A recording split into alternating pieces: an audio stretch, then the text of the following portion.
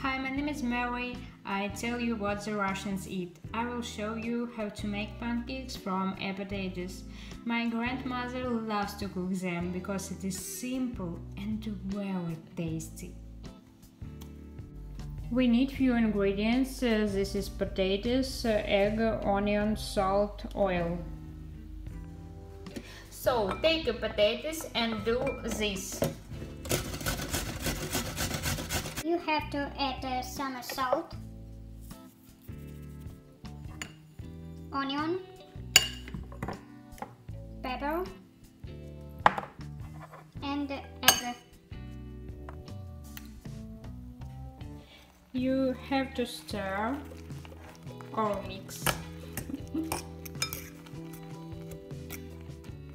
Enough.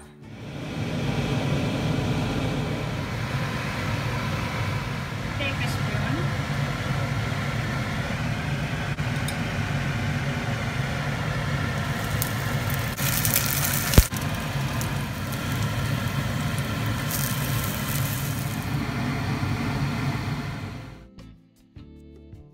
Ask any questions, I will be glad.